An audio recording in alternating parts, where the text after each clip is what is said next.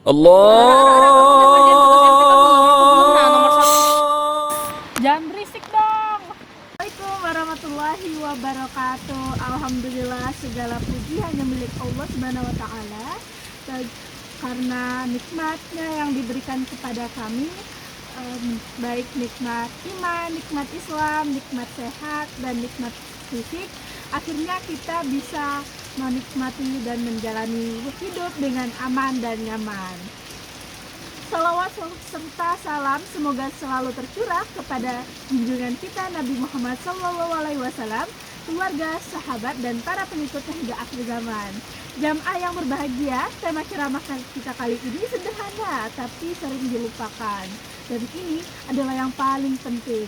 Kalau azan jangan berisik. Jamaah yang berbahagia, azan merupakan panggilan yang paling agung. Azan adalah syiar Islam. Setiap kalimatnya mengandung makna yang mendalam.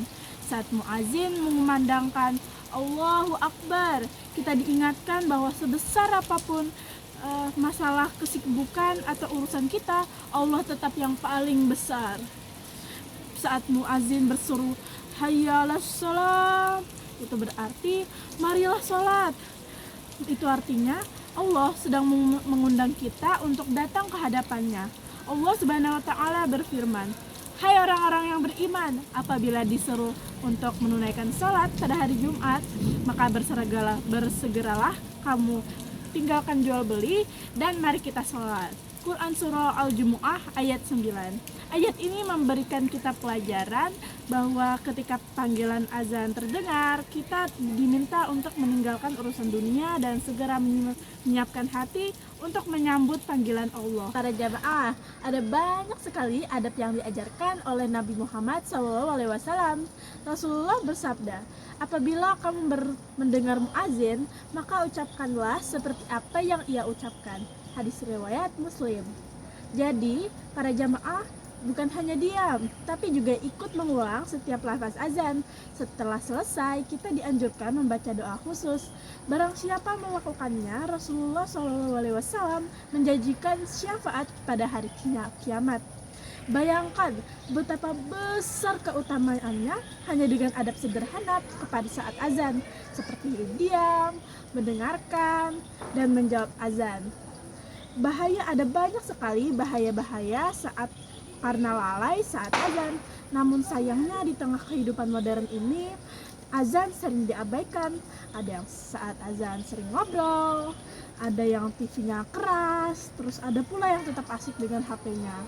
Padahal ya, kalau dipikir, untuk apa kita sibuk dengan dunia kalau pada akhirnya Allah lah tujuan kita kembali. Nah, para jamaah, kalau misalnya nih kita lagi ngajak para teman-teman untuk melakukan sesuatu, terus tahu-tahu kalian diabaikan oleh teman-teman kalian.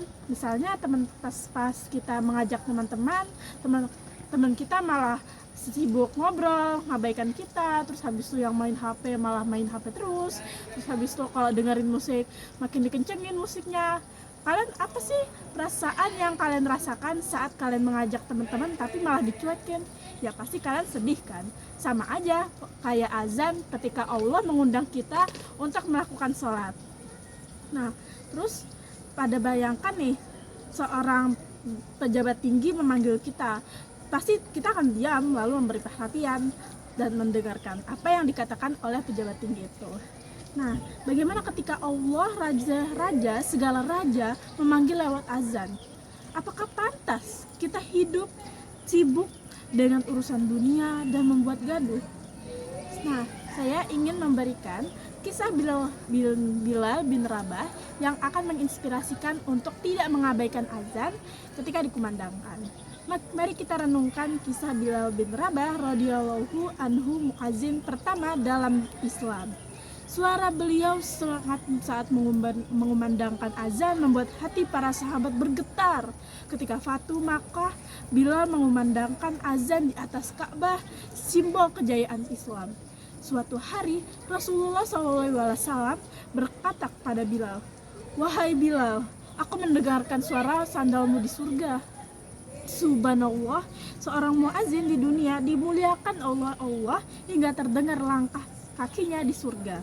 Semua itu karena ketulusannya menjaga wudhu, rajin sholat sunnah, dan penuh kesungguhan dalam menyeru umat dengan azan.